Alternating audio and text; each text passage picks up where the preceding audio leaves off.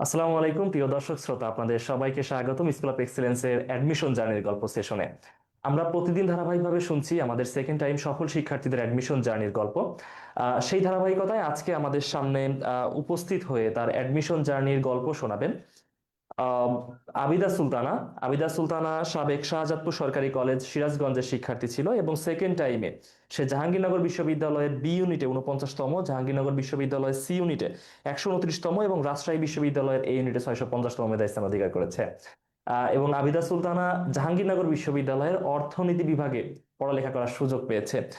আসলে এটা অসাধারণ সাফল্য, এর জন্য আবিদা সুলতানাকে অনেক অনেক অভিনন্দন। এবং আবিদা সুলতানা, তোমাকে আজকে আমাদের এই লাইভ সেশনে স্বাগতম।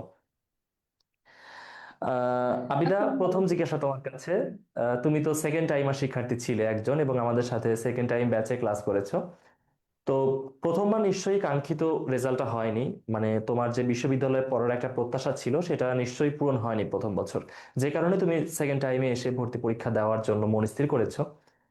তো এই যে প্রথমবার তোমার বিশ্ববিদ্যালয়ে পড়ার স্বপ্নটা পূরণ হলো না, প্রথমবার তোমার চান্স হলো না সহজ কথায় বলতে গেলে, তো প্রথমবারে তোমার ব্যর্থতার কারণ হিসেবে তুমি কোনগুলোকে দেখো যে প্রথমবার এই এই কারণে আমার চান্সটা হয়নি? সেটা হতে পারে বিভিন্ন কারণ, হচ্ছে ব্যর্থ পারিপার্শ্বিক কারণ থাকে, নিজের কারণ লেখাপড়ার কারণ থাকে, সঠিক তোমার আলাদা বলো। গাইডলাইনের অভাব। আচ্ছা, আবার যদি একটু বলতে। জি ভাইয়া, জি ভাইয়া, আসসালামু আলাইকুম। ওয়ালাইকুম আসসালাম। ভাইয়া, আমার প্রথমবার ব্যর্থতার প্রথম কারণ হচ্ছে আমার সঠিক গাইডলাইনের অভাব।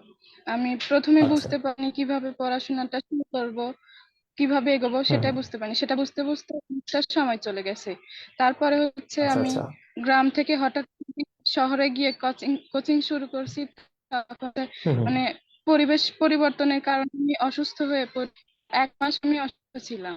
তখন 1 মাস আমি আচ্ছা পড়াইনি। তারপরে 1 মাস পরে যখন আমি কোচিং এ জয়েন করি, তখন আমার পড়াশোনা দেখে আমি ডিপ্রেস হয়ে যাই।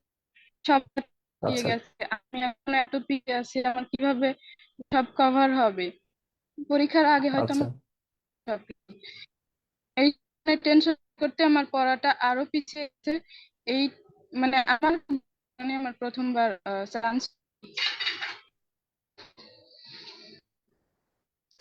আচ্ছা। তাহলে প্রথমবারে তোমার যে অ্যাডমিশন জার্নির গল্প সেটা খুবই দুঃখজনক ভাবেই শুরু হয়েছিল, যে প্রথমে এসেই তুমি ঠিকঠাক ভাবে বুঝে উঠতে পারোনি যে কি পড়তে হবে কি পড়তে হবে না, অর্থাৎ একজন গাইডের যে অভাব সেটা তুমি প্রথমবারে খুব ফিল করেছো, যে একজন মানুষ দরকার যে অ্যাটলিস্ট, বা একটা প্রতিষ্ঠান দরকার যে অ্যাটলিস্ট তোমাকে বুঝিয়ে দিবে বা হচ্ছে আসলেই তোমাকে মানে দেখাবে যে কোনটা তোমাকে পড়তে হবে কোনটা পড়তে হবে না, যে সমস্যাটা তুমি ফেস করেছো প্রথমবার এসে। এবং একই সাথে তুমি হচ্ছে গ্রামে ছিলে এইচএসসির সময়, পরবর্তীতে যখন তুমি গ্রাম থেকে শহরে আসলে তখন তুমি হচ্ছে পরিবেশের সাথে যে খাপ খাওয়ানোর যে ব্যাপারটা থাকে, সেটার সাথে খাপ খাওয়াতে গিয়েই তোমার অনেকটা সময় চলে যায়, তুমি অসুস্থ হয়ে পড়ো এবং ঠিকঠাক লেখাপড়াটা হয় না। এটাই হচ্ছে মোটামুটি তোমার প্রথমবারের এডমিশন জার্নির গল্প। আচ্ছা, তো প্রথমবার তো তুমি হচ্ছে গ্রাম থেকে শহরে আসলে, একটা কোচিং এ ভর্তি হলে, তারপরেও কাঙ্ক্ষিত ফলাফলটা আসলো না। তো তারপর তুমি আমাদের সাথে সেকেন্ড টাইমে স্কুল অফ এক্সিলেন্সের সাথে যাত্রা শুরু করলে। তো স্কুল অফ এক্সিলেন্সের সাথে তোমার পরিচয়টা কি করে হলো, বা কিভাবে জানতে পারলে স্কুল অফ এক্সিলেন্স নামক একটা প্ল্যাটফর্ম যারা অ্যাডমিশন শিক্ষার্থীদের জন্য কাজ করে যাচ্ছে, পরিচয়টা কিভাবে হলো এবং কোন পর্যায়ে গিয়ে বা কিভাবে তুমি অনুপ্রাণিত হলে স্কুল অফ এক্সিলেন্সে তোমার সেকেন্ড টাইম অ্যাডমিশন জার্নিতে ভর্তি হওয়ার জন্য? জি ভাইয়া, যখন আমি ন্যাশনালে ভর্তি হই, হওয়ার পর দেখি আচ্ছা। সব ফ্রেন্ডের চান্স হয়ে গেছে। সবাই প্রতিদিন status দেয়। ওদের সব দেখে ফ্রেন্ড বা পরিচিত আত্মীয়স্বজন যারা আছে সবাই সবসময় খোঁচা দিয়ে যে তুই নাকি শুনেছি ভালো স্টুডেন্ট, তাহলে কেন চান্স হলো না? এইচএসসি প্লাস, তারপরেও কেন চান্স হলো না? প্লাস পেয়ে কি লাভ হলো? মানে এরকম আরো অনেক আচ্ছা। অনেক কষ্টদায়ক কথা আমি সব আমার আব্বুকে বলতে হতো। তখন আমি কাজ শুরু করার কথার কারণ মতো যে আমি লাগাতে পারি, কিন্তু আমি আমার ছেলে তখন একটু বলে দিই।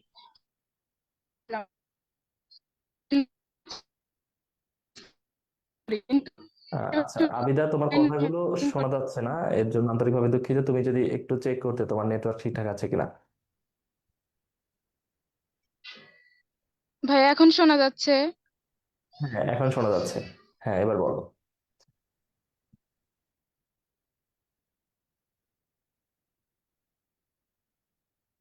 হ্যাঁ আবিদা, তোমাকে শুনতে পাচ্ছি, এখন বলো। ভাইয়া, জি, এখন বলবো। হ্যাঁ হ্যাঁ হ্যাঁ বলো। জি ভাইয়া, তখন আমি হচ্ছে আ- আমি আমার কিছু টিচারদের জিজ্ঞেস করি আমার সেকেন্ড টাইম শুরু করা ঠিক হবে কিনা। তখন কেউ কেউ হুম বলে যে হ্যাঁ শুরু করা, আবার কেউ বলে যে না, সেটা তোমার ব্যাপার, তুমি বুঝে নাও। সেকেন্ড টাইম শুরু করতে বলবো, যদি না হয় তখন আমাদের উপর তুমি বিরক্ত হবে যে আমরা তোমাকে হুম সেকেন্ড টাইম শুরু করতে বলছি। তখন আমি একদিন ফেসবুকে কিছু মানে অনলাইন প্ল্যাটফর্ম খুঁজতেছিলাম যেখানে আমি ভর্তি হতে পারবো, এরকম খুঁজতে খুঁজতে আমার সামনে হুম। আসছে। তখনও দেখি ভিডিওটা আমার অনেক ভালো লাগে, এর জন্য আমি ওই স্কুল অফ এক্সেলেন্সের পেজের ভিতরে গিয়ে খুঁজে খুঁজে কিছু ক্লাস দেখি যেগুলো আমার অনেক ভালো লাগে। আচ্ছা সেদিনই ভাবছিলাম আচ্ছা আচ্ছা। ভর্তি হব। তারপর আমার কিছু ফ্রেন্ডদের সাথে ডিসকাস করি, ওরা বলে যে এই এই ক্লাসগুলো হচ্ছে মানুষকে ইমপ্রেস করার জন্য দিছে, আসলে ভর্তি হলে এরকম ক্লাস পাবি না। তারপরে আমি ভাবি যে না, যে একটা তো ভর্তি হতেই হবে, এখানেই ভর্তি হই। তারপর আমি ভর্তি হয়ে যাই। ভর্তি হওয়ার পরে ক্লাস করতে করতে দেখি আমি ফেসবুকে যেরকম ক্লাস পাইছি তার থেকেও বেশি ভালো ক্লাস পাচ্ছি। তারপরে আচ্ছা আচ্ছা। প্রতিদিন পরীক্ষা শেষে পরীক্ষা, তারপর উইকলি টেস্ট, সবগুলো পরীক্ষা ক্লাস আমার খুবই ভালো লাগে। তখন আমার মনে হয় যে না, আমি কোনো খারাপ প্রতিষ্ঠানে আসিনি, খুব ভালো একটা প্রতিষ্ঠানে ভর্তি হতে পারছি। আচ্ছা আচ্ছা। মানে তখন আমার মনে হতো যে তো আমার চান্স হোক বা না হোক, আমি সঠিক একটা গাইডলাইন পাচ্ছি। এবার মানে আমার ভিতরে একটা কনফিডেন্স চলে আসলো যে আমি এবার চান্স না হলে আমার দুঃখ থাকবে না, এবার আমার চেষ্টা আমি সম্পূর্ণ করছি, প্লাস আমি সঠিক গাচ্ছি। আচ্ছা আচ্ছা। তাহলে তোমার স্কুল অফ এক্সিলেন্সের সাথে যে যাত্রা শুরুটা সেটা হচ্ছে যে তুমি অনলাইন প্ল্যাটফর্মেই কোচিং করবে বলে মনস্থির করেছিলা। তো তারপর তুমি অনেকগুলো প্ল্যাটফর্ম দেখার মধ্য দিয়ে স্কুল অফ এক্সিলেন্সকেও দেখেছিলা। তো স্কুল অফ এক্সিলেন্স সম্পর্কে তোমার ইমপ্রেশনটা আসে স্কুল অফ এক্সিলেন্সের ফ্রি ভিডিওগুলো বা হচ্ছে ফ্রি ক্লাস যেগুলো আছে সেগুলো দেখার মাধ্যমে। তো জি এই ভাইয়া। কনফিউশনটা যেটা তোমার বন্ধু তোমাকে বলেছিল যে এগুলা জাস্ট তোমাকে ইমপ্রেস করার জন্য, পরবর্তীতে তো ভালো ক্লাস পাওয়া যাবে না, এই ধরনের একটা কনফিউশন তৈরি হয় আসলে। এবং যেটা তুমি ক্লিয়ার করলে যে পরবর্তীতে যখন আমাদের রেগুলার ক্লাস শুরু হয়েছে তখন এই ফ্রি ক্লাসগুলোর চেয়েও ভালো ক্লাস পেয়েছি। এটাই তো হওয়া উচিত, তাই না? যে একজন শিক্ষার্থী আমাদের কাছ থেকে যে প্রত্যাশা নিয়ে আসবে সেই প্রত্যাশা যাতে কোনো অবস্থাতেই অপূর্ণ না থাকে, সেই প্রত্যাশা যাতে পূরণ হয় সেটাই অবশ্যই প্রচেষ্টা থাকবে। তো একটু যদি আমরা ব্যাক করি যে প্রথমবার তো তোমার চান্স হলো না, এটা দুঃখজনক। তো তারপর এসে তুমি সেকেন্ড টাইমে খুব ভালো রেজাল্ট করেছো, জাহাঙ্গীরনগর বিশ্ববিদ্যালয়, রাজশাহী বিশ্ববিদ্যালয়ে পড়তে পারছো, এটা যথেষ্ট ভালো রেজাল্ট।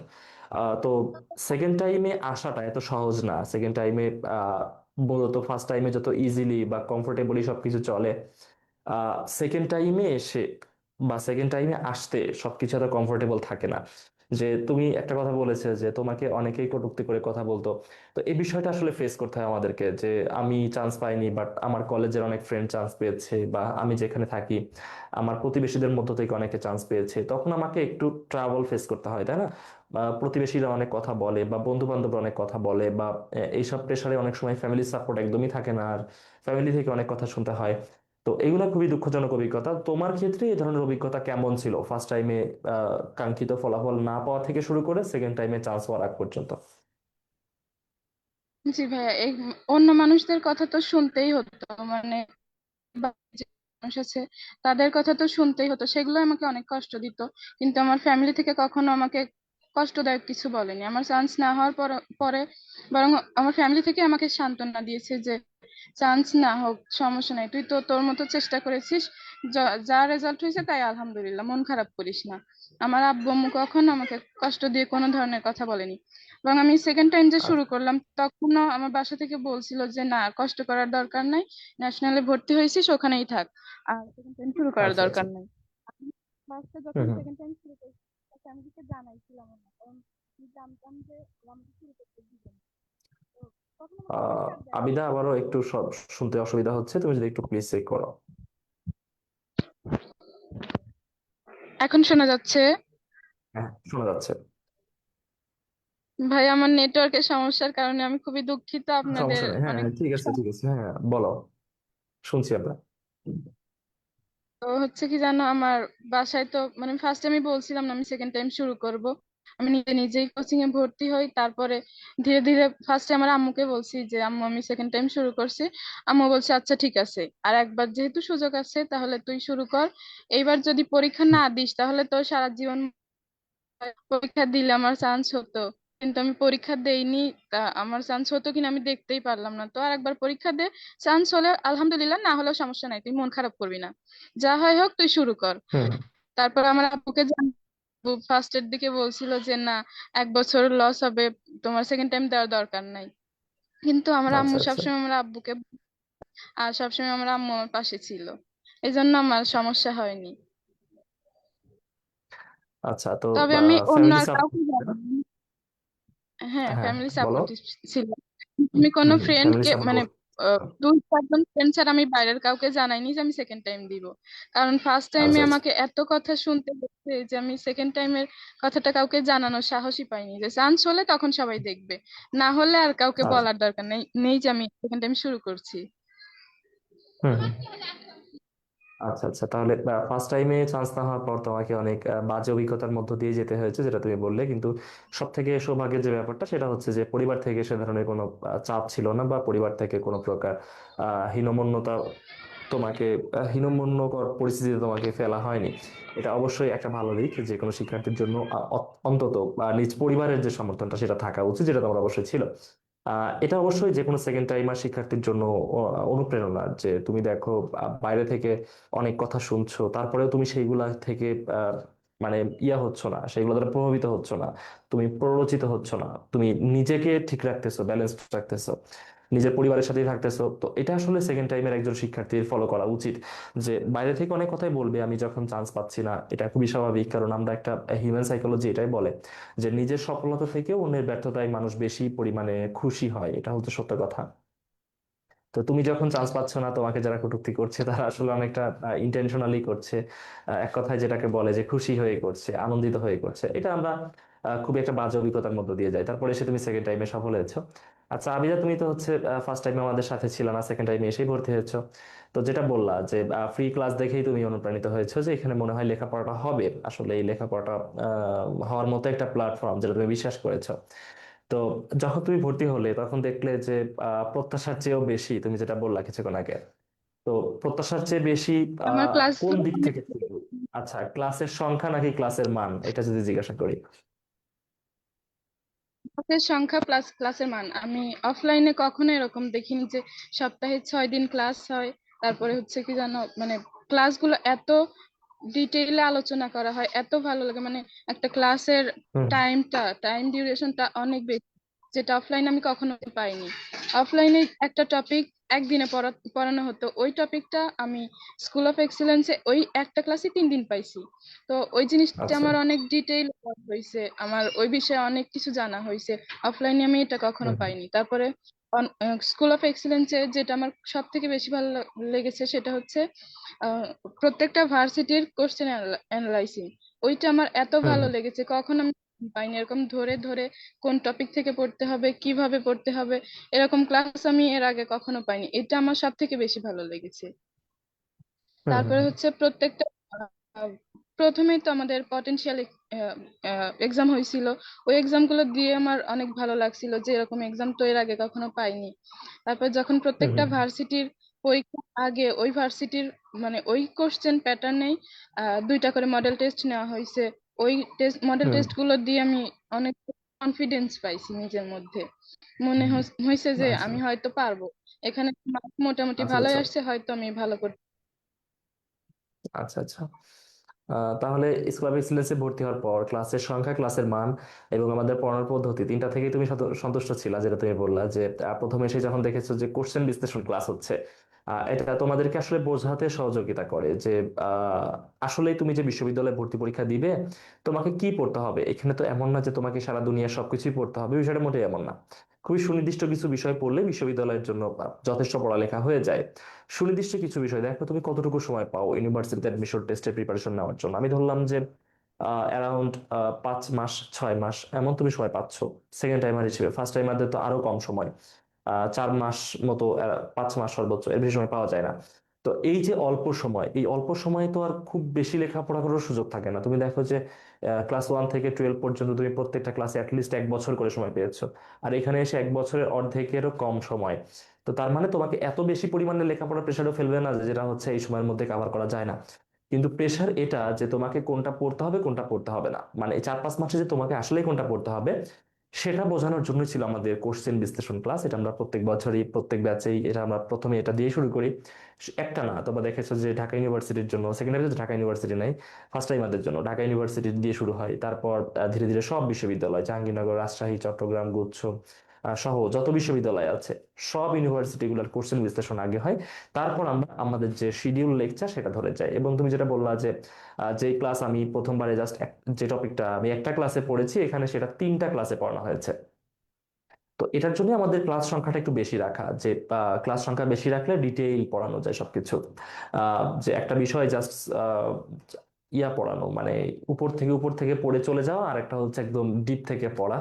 তো এই ডিপ থেকে পড়াটা যাতে এনশিওর করা যায় এর জন্যই আমরা ক্লাস সংখ্যাটা একটু বেশি রেখেছি। তো আমি তো তোমার কাছে প্রশ্ন যে আমরা তো ক্লাস সংখ্যা বেশি রেখেছি, যেটা তুমি দেখেছোই, নিজেই অভিজ্ঞতার শিকার হয়েছো। বাংলাতে, ইংলিশে, সাধারণ জ্ঞানে আমরা অ্যাটলিস্ট 50টা করে ক্লাস রেখেছি প্রত্যেকটা বিভাগে। এবং তুমি বললা সপ্তাহে 6 দিনই ক্লাস, যেটা কিন্তু খুবই রেয়ার একটা বিষয় যে তোমাকে সপ্তাহে 6 দিনই ক্লাস করতে হচ্ছে। এবং প্রত্যেকটা ক্লাসে 2টা করে পরীক্ষাও দিতে হচ্ছে। ক্লাসের শুরুতে একটা করে ক্লাস টেস্ট, ক্লাসের শেষে মনোযোগ যাচাই টেস্ট। আবার 6 দিন ক্লাস করার পর সপ্তম যে দিনটা, সপ্তম দিনে তোমাকে দিতে হচ্ছে উইকলি টেস্ট।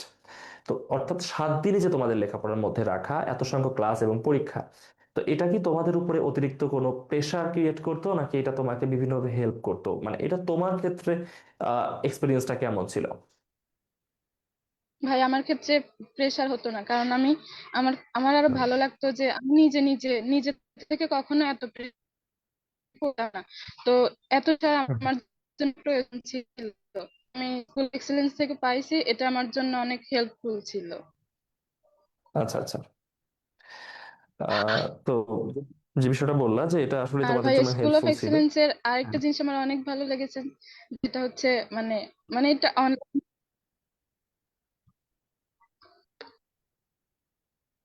হুম, শুনছি।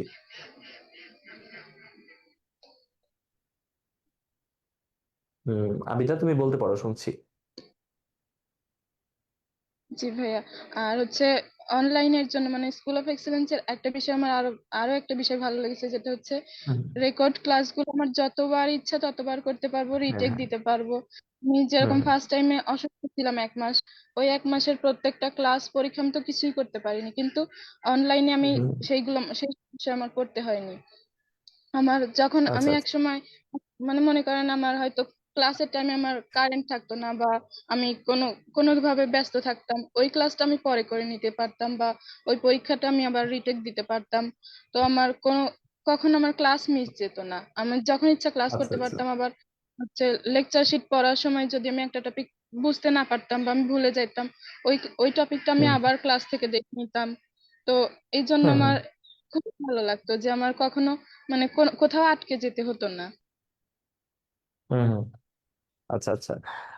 তো যে বিষয়টা তুমি বললা যে ক্লাসের যে রেকর্ড থাকার যে ব্যাপারটা, আমরা তো তোমাদেরকে ক্লাস নিয়েছি সম্পূর্ণটাই জুমে, এবং ক্লাসগুলো মেনটেন করেছি ওয়েবসাইটের মাধ্যমে। আমাদের সব ক্লাস, সব পরীক্ষা, সবকিছু ওয়েবসাইটে মেনটেন করা হতো। অর্থাৎ পরীক্ষাগুলো তুমি বারবার রিটেক দিতে পারতা, বারবার রিটেক দিতে পারতা, যে তুমি দেখতে পারতা যে আসলে আমার ইমপ্রুভমেন্ট হচ্ছে কিনা। এই সুযোগটা তোমার ছিল। এবং তোমার মেরিট লিস্ট সেখানে প্রকাশ করা হতো, তুমি বুঝতে পারতে যে আসলে তোমার অবস্থানটা কোথায়। এবং ক্লাসগুলো যে বারবার তোমরা দেখতে পারতে, এটা একটা বেনিফিট। কারণ আমরা জানি যে সবাই কমফোর্টেবল টাইম এক না সবার জন্য। তো এর জন্য অনেকেরই দেখা যাচ্ছে যে আজকে সকালে ক্লাস আছে বা বিকালে ক্লাস আছে বা রাতে ক্লাস আছে, তোমার কোনো না কোনো কারণে ক্লাসটা মিস যেতেই পারে।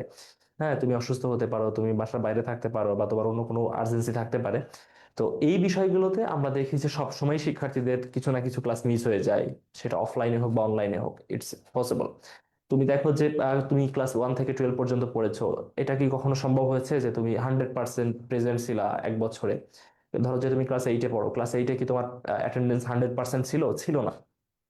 কিছু না কিছুদিন তোমাকে অ্যাবসেন্ট থাকতে হয়েছে। তো সেটা কোচিং এর সময়ও হয়, এটা অফলাইন হোক বা অনলাইনে হোক, অ্যাবসেন্ট থাকা হয়ে যায়। তো যদি রেকর্ড ক্লাস প্রোভাইড না করা হয় তাহলে দেখা যাচ্ছে যে সেই টপিকটা তুমি আর কখনোই পড়তে পারলা না। তো এই অসুবিধায় যাতে আমাদের শিক্ষার্থীরা না পড়ে তার জন্য আমাদের হচ্ছে ক্লাসগুলো রেকর্ড রাখা, যে তোমরা যখনই অবসর পাও, যখনই তোমার ব্যস্ততা কমে যায়, তখনই তুমি সেই ক্লাসটা আবার দেখতে পারো। আবার ওই যে যেটা বললা, যে আমি যখন আবার ক্লাস লাইটটা পড়ছি, লেকচার শিটটা এক কথায়, তখন আমি যখন বিষয়টা বুঝতে পারছি না, আবারও আমি সেখানে গিয়ে ইউটিউব লিঙ্ক যেটা দেওয়া আছে তোমাদেরকে, প্রাইভেট লিঙ্ক, মানে এটা যে কেউ দেখতে পারবে না, জাস্ট তোমরা দেখতে পারবা। তো সেইখানে গিয়ে হচ্ছে তোমরা আবারও সেই টপিকটা দেখতে পাচ্ছো, প্লেব্যাক স্পিড বাড়িয়ে দিয়ে তুমি হচ্ছে দ্রুত ক্লাসটা আবারও দেখতে পাচ্ছো।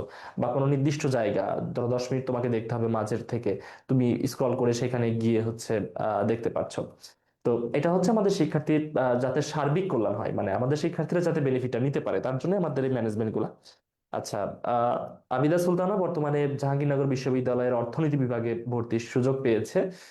সে সেকেন্ড টাইমার শিক্ষার্থী ছিল আমাদের। তোমরা যারা সেকেন্ড টাইমার শিক্ষার্থী আছো আমাদের সেশনে, তোমরা তোমাদের আবিদা সুলতানা আপুর কাছে যে কোনো জিজ্ঞাসা থাকলে অবশ্যই জিজ্ঞাসা করতে পারো, যে সেকেন্ড টাইম তোমরা দিবে ভাবতেছো, যে কোন ইউনিভার্সিটি আসবে কি আসবে না। অনেকে ধারণা থাকে না যে সেকেন্ড টাইমে ভর্তি পরীক্ষা দিচ্ছি, কোন রকম একটা ইউনিভার্সিটি হইলেই তো হয়, জাস্ট মানে যাতে সমাজে অন্তত বলতে পারি যে আমি একটা ইউনিভার্সিটিতে পড়ি। কিন্তু আবিদা সেখান থেকে শুধুমাত্র একটা ইউনিভার্সিটি সিকিউর করেনি, সে জাহাঙ্গীরনগর বিশ্ববিদ্যালয়ের মতো একটা টপ ক্লাস বিশ্ববিদ্যালয়ে অর্থনীতি বিভাগে পড়ার সুযোগ পেয়েছে, যেটা যে কোনো সেকেন্ড টাইম শিক্ষার্থীর জন্য স্বপ্নের সমান। তো এর জন্য আবিদা আপুর কাছে যে কোনো জিজ্ঞাসা থাকলে তোমরা অবশ্যই কমেন্টের মাধ্যমে জানাতে পারো। আচ্ছা, আবিদা দেখো আমাদের সব ম্যানেজমেন্ট অনলাইনে ছিল, তুমি দেখেছো যে ক্লাসগুলো তো জুমের ক্লাসগুলো ইন্টারেক্টিভ, তোমরা দেখেছো যে কোশ্চেন জিজ্ঞাসা করা বা হ্যান্ড রেজ করা, কমেন্ট করা, এটা সবকিছু সম্ভব ছিল। তোমাদেরকে টেলিগ্রাম গ্রুপে যুক্ত রাখা হতো যে কোনো কনফিউশন বা টিচারদের সাথে কানেক্টেড থাকার জন্য, স্টুডেন্টদের সাথে কানেক্টেড থাকার জন্য, কোনো জিজ্ঞাসার জন্য, ডাউট সলভের জন্য, সবকিছুর জন্য। আবার আমাদের ওয়েবসাইটে সবকিছু মেনটেন করা হতো, ক্লাসগুলো প্লাস হচ্ছে পরীক্ষাগুলো সবকিছু সেখানে থাকতো। আবার মান্থলি সেশন যেগুলো হতো, মান্থলি মিটিং যেগুলো হতো, সেখানে তোমাদেরকে একদম পার্সন টু পার্সন সমস্যা জিজ্ঞাসা করা হতো এবং সমস্যার সমাধান দেওয়ার চেষ্টা করা হতো। তো এই যে আমাদের সার্বিক ব্যবস্থাপনা, একদম ডিস্টেন্ট লার্নিং যেটাকে বলে, যে একদম দূরে থেকে দূর শিক্ষণ পদ্ধতি। তো এই দূর শিক্ষণ পদ্ধতিটা তোমাদের ক্ষেত্রে কতটুকুই আসলে ইয়া ছিল, টাচই ছিল, মানে তোমাদের খুব বেশি কানেক্টেড কতটুকু রাখতে পেরেছিল বলে মনে হয়? এটা কি আসলে অফলাইনের থেকে পিছিয়ে, নাকি অফলাইনের সমানুপাতিক, নাকি অফলাইনের থেকেও বেটার সার্ভিস তোমরা এখান থেকে পেয়েছো? মানে বলবো যে অফলাইনের থেকে অনলাইন অবশ্যই বেস্ট। অন্তত মানে হিউম্যানিটি হিউম্যানিটি আর্টস এর স্টুডেন্টের জন্য অবশ্যই। আমাদের দূর দূরান্ত থেকে আমাদের দূরে যেতে হয়, অনেক সময় নষ্ট করতে হয়, অনেক টাকার ব্যয় হয়। আর আমরা অনলাইনে হুম মাত্র কিছু টাকার বিনিময়ে আমরা এত ভালো সার্ভিস পাই, হুম একদম অফলাইনের মতোই ফিল আসে। মানে সব টিচারদের হুম। সাথে যোগাযোগ রাখা যায়, মানে সবকিছু মিলে অফলাইনে হলে অফলাইনে যে টিচাররা ক্লাস নেয় ওনাদের সাথে যদি আমি বাইরে এসে যোগাযোগ করতে চাই, ওনাদের ফোন দিলে ওনারা রিসিভ করে না। তো অনলাইনে আমি এই টাইপের কিছু ফেস করিনি, কোনো স্যারকে নক দিলে ওই স্যার সাথে সাথে রেসপন্ড করেছে। হুম হুম। তো আমার সবসময় second time আমার এইটা রিগ্রেট ফিল হতো যে আমি ফার্স্ট টাইম কেন অফলাইনে ছিলাম, কেন আমি অনলাইনে ছিলাম না, স্কুল অফ এক্সেলেন্সে কেন ছিলাম না। কেউ আমাকে যদি আগে বলে দিত তাহলে আমি আমার ফার্স্ট টাইমেই হয়তো কোথাও হয়ে যেত, বা না হলেও আমার মানে এরকম লাগতো না। আমি অফলাইনে গিয়ে আমি অনেক ভুল করছি। আমি তখনই মানে যখন আমি অফলাইনে ছিলাম ফার্স্ট টাইমে, তখনই যাওয়ার পরেই আমার মনে হতো যে আমি ভুল করেছি, আমাকে কেউ বলে দেয়নি আগে। আমাকে বলার মতো কেউ থাকলে হয়তো আমার এই ভুল হতো না। আচ্ছা আচ্ছা। তো প্রথমবার স্কুল অফ এক্সেলেন্সে ভর্তি না হওয়ার জন্য একটা আক্ষেপ তোমার মধ্যে এখনো রয়ে গেছে।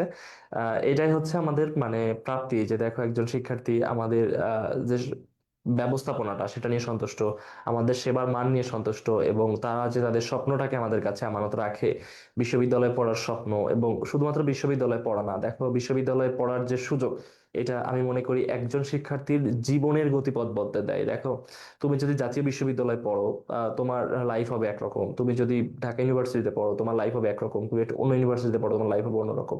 তো এই যে তোমার লিস্ট একটা ইউনিভার্সিটিতে পড়ার সুযোগ, এটা তোমাদের লাইফের একটা টার্নিং পয়েন্ট, যে তোমার লাইফ কোন দিকে যাবে সেটা নির্ধারক। তো এই যে এটা একটা স্বপ্ন, তোমার জীবনের একটা কোশ্চেন, তো এটা তুমি যাদের কাছে আমানত রাখছো, তারা কতটুকু দায়িত্ববোধ সম্পন্ন সেটা অবশ্যই যাচাই করে নেওয়া উচিত। এবং যেটা তোমরা সন্তুষ্ট হয়েছে স্কুল অফ এক্সিলেন্সে সেবার মান নিয়ে, এবং আমাদের তোমাদের প্রতি যে কমিটমেন্ট ছিল, দায়িত্ববোধ ছিল সেটা নিয়ে, তো আশা করি যে এইগুলাই আমাদেরকে খুব দূরে নিয়ে যাবে একদিন, এবং আমাদের যে স্বপ্ন তোমাদের সাথে সেটা অবশ্যই পূরণ করবে ইনশাল্লাহ। আচ্ছা আবিদা, আমরা তো হচ্ছে তোমার অ্যাডমিশন জার্নির গল্প শুনলাম একদমই প্রথম থেকে, যে তোমার প্রথমবারের ব্যর্থতা, পরের বার ঘুরে দাঁড়ানো, এবং অসাধারণ সফলতা। তো তুমি জাহাঙ্গীরনগর বিশ্ববিদ্যালয়ের অর্থনীতি বিভাগে পড়ার সুযোগ পেয়েছো, তো নিজেকে তুমি আসলে এই ভবিষ্যতে কোন জায়গাতে দেখতে চাও? নিজেকে, নিজের পরিবারের জন্য তোমার স্বপ্ন কি? নিজের সমাজ, নিজের দেশকে তুমি কি দিতে চাও?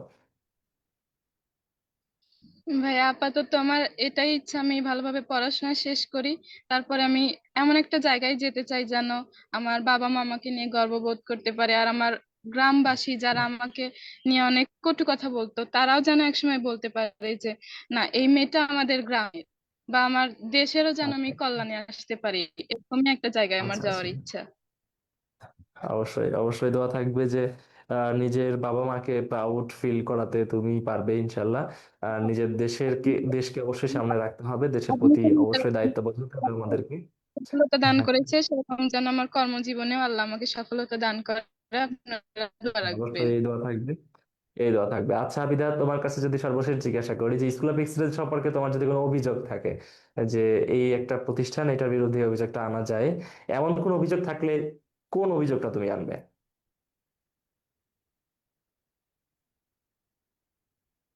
না ভাইয়া, আমার তো আমি অভিযোগ খুঁজে পাইনি, এবং আমি প্রশংসা করেই শেষ করতে পারবো না।